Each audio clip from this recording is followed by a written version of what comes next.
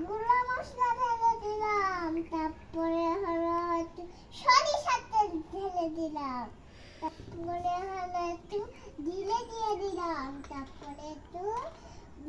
আটা দিয়ে দিলাম, তারপরে একটু একটু গুঁড়ো মশলা দিয়ে দিলাম, তারপরে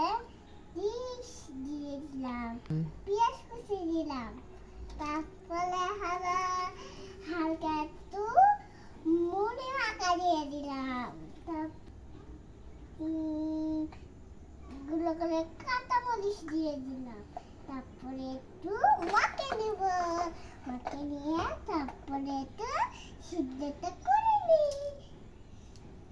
সিদ্ধটা করে নেবার পরে থেকে এখন আমি